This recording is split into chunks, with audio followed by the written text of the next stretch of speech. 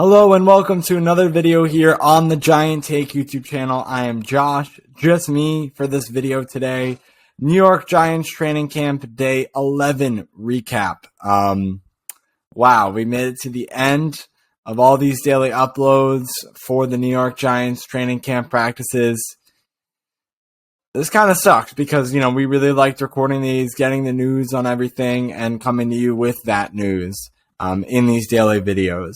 That doesn't mean they're going to stop, though. It doesn't mean our YouTube content's going to stop. We're still going to have YouTube content throughout training, the rest of training camp, preseason now, right? Because we had game one already.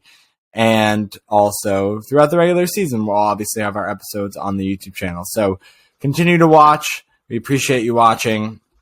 And if we have news from our Giants beat reporters, we'll be sure to come to you with specific news in videos. I just don't think we'll get as many pieces of news throughout each day the Giants practice compared to when we had opened, because all these people would go. We would get news from there, clips I could put into the videos. It's just not the same. If you haven't already, go check out our recap, or Alex's video that he did on recapping the Giants versus Patriots preseason game. That's on the YouTube channel right now. And what's the next thing? Yes, we're going to have an episode coming out soon recapping a little bit more on the game too, and obviously reflecting on the final few, or this last open practice as well to the fans. That'll be coming out in the next couple days, hopefully. Sorry for coming to you with this video late. I'm recording this around 6:30. I just got home from work, if you couldn't tell from the shirt, so I've been working, and that's why we're late here. But anyway, let's get into it. All right, enough, going around the topic. Let's go right into it with Brian Daboll. He had a press conference before open training camp began today, saying that Shane Lemieux won't be out there. He wasn't out there today, and he probably won't be the rest of the week practicing with the Giants. Same thing with Jamil Douglas. He didn't practice today. And then when asked about if Lemieux's injury will last into the regular season, he said, "We'll see." And that was per Dan Salamone, the New York Giants reporter. He got most of these tweets in today for our content, as well as Dan Duggan helped us cover as well. And our guys at Talking Giants, of course, Justin, Bobby, always getting that coverage as they're there for the last day of open training camp. Yeah, so as we know, Shane Lemieux, I believe it was the preseason game, Giants versus Patriots, got injured there. I guess same thing with Douglas. I don't really know about his injury, but I know Lemieux got injured in the training camp game, and that's really bad, especially with our offensive line depth right now. Matt Gano already being cut earlier because of the contemplation of retirement. And what else? Marcus McKeithen going down, tearing his ACL. Josh Vizudu being injured, although he did play in the preseason game. I was very surprised about that. But another guy getting injured, or another couple guys getting injured there. So then Bredesen stepped in for Lemieux because Vizudu's also dealing with an injury. Vizudu's questionable for the second preseason game. That was from Dan Duggan. Daboll also said that they're going to see where Cordell Flott is physicality at the end of the week, because he got injured too at the game. But I don't know. Did Flott participate today? I'm not 100% sure. Brian Daboll said that Azeez Ojulari was back today, so I guess with all this negative information, we got some positive information. Ojulari was on the reserve non-football list, the NFI list. I thought it was the PUP list, actually. Maybe it's the same thing. But anyway, it doesn't matter. He comes off. He had a hamstring injury. That was from Dan Salamone. He did not play, play or practice, whatever you want to call it, in the team 11-on-11 drills, but he was participating in individual drills. So good to see him back on the field today. Hopefully he plays in the next preseason game. That might be a little too fast, but we'll have to wait and see. So we have a couple of cuts here. Defensive back Michael Jacquet, guard Josh Rivas, and defensive back Gerard Wilson, were all three of them were waived. I think it was Wilson's contract was technically terminated while the other two were cut. Same deal. That cuts the roster down. Brian Daboll said Kadarius Toney also will, quote, probably not practice this week, after Toney did not even travel with the team to New England, which was kind of a surprise, but not really, because we were there, Alex and I were there at training camp Sunday, Monday, Tuesday, and he didn't really get a heavy workload. He didn't practice the full time. He was kind of out there for the beginning and a little bit of team drills and then gone. So we kind of saw something coming. This is more of the same, though, when it comes to the injury proneness or the injury troubles of wide receiver Kadarius Toney from year one. It's just continuing now. And that's scary because we need him. We want him on the field. He's our first-round pick from last year, and he can't stay on the field. He just can't. As we can tell right now, he's probably not practicing again this week. So I'm just going to keep going because it's just angering me now. Rookie tight end Andre Miller, he was on the sideline with a cast on his right forearm. As we know, he broke that right forearm. Interesting that the Giants haven't put him on the IR, though. So maybe that means they want to keep the door open for him coming in at some point early this season. Yeah, I mean, that is interesting because obviously I think putting him on the IR opens a roster spot, I believe. But it looks like the Giants are confident. First of all, they really like Andre Miller. And it seems like if he isn't injured, he would make the 53-man roster. And even, might I say, he'll be on the team and playing in the first game of the regular season. Maybe I'm stepping a little bit too far, but they still haven't put him on the IR, and that's a big deal, especially when someone has a broken forearm. I mean, it's a big injury. It's a broken bone, right? What else we got here?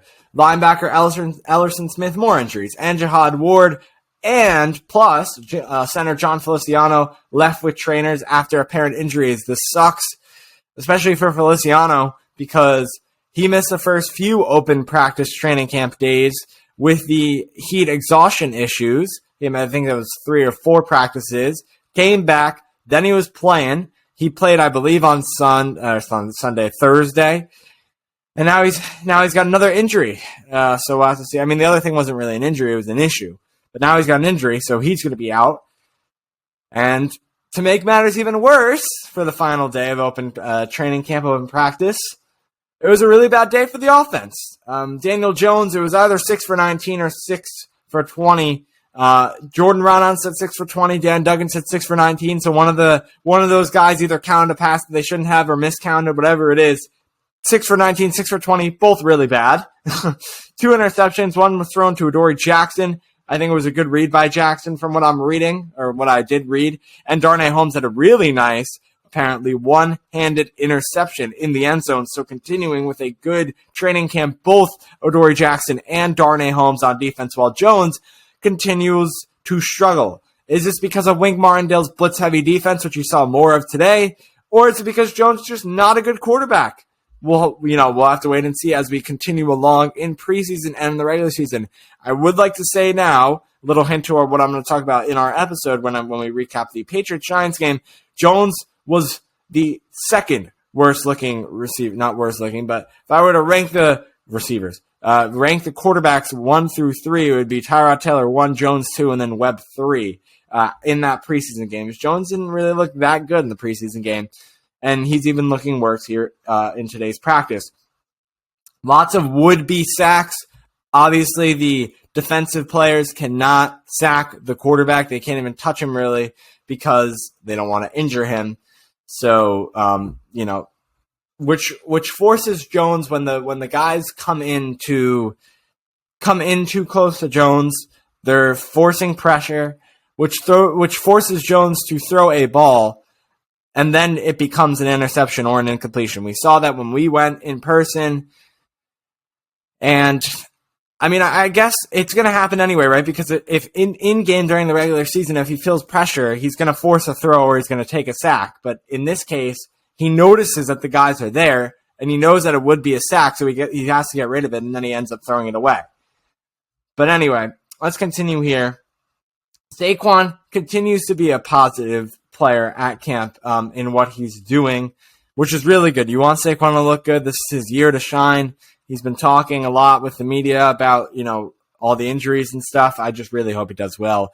We had Antonio Williams and Gary Brightwell got first team reps, and that was from Talking Giants. What else do we have here? So this is what Dan Duggan, he had few couple of tweets that are really helpful. He said, players not spotted at today's practice, tight end Ricky Seals-Jones, 10th straight missed practice. Offensive lineman Shane Lemieux with the foot injury. Offensive lineman Jamil Douglas with the ankle injury. Offensive lineman Josh Rivas, who was cut. Linebacker Blake Martinez. Linebacker Cam Brown. And there's question marks between these players, so we don't know. Maybe they're just getting a rest day, those two. Cornerback Michael Jacquet was cut. Safety Gerard Wilson was cut. Players on the sideline was Matt Breida, Kadarius Toney with a leg knee injury, Austin Pearl with a leg calf injury, Andre Miller with the forearm injury. Offensive lineman Josh Azudu, probably the injury that he's been having. Defensive lineman Leonard Williams. Defensive lineman Justin Ellis. Cornerback Cordero Flott with the groin injury. Cornerback Rodarius Williams. And Dane Belton with the collarbone. With Ellerson Smith and Jahad Ward leaving, the Giants currently have 5 healthy outside linebackers, including Azeez Ojulari, who's currently activated off the IR, which we just talked about, the NFI. Is the NFI or the NFL? I already forget now. NFI probably. That would make more sense. Due to the hamstring injury. So it's Ojulari, Kayvon Thibodeau, O'Shane Ximines, Quincy Roche, and Tomon Fox, the only outside linebackers left. And then the O-line situation is even worse with the only 10 healthy players. Left tackle Andrew Thomas, left guard Max Garcia, center Ben Bredesen, right guard Mark Lewinsky, right tackle Evan Neal, left tackle Devery Hamilton, left tackle Roy Mbatika, center Garrett McGinn, right guard Will Holden, right tackle Eric Smith. They're so thin in offensive line. You really hope that when these cuts happen for the 53-man roster with their waiver spot, the Giants high in waivers, I think 5 or 6, they can make those signings to a few guys that are starting level talents or backup level talents that they can sign, during that period.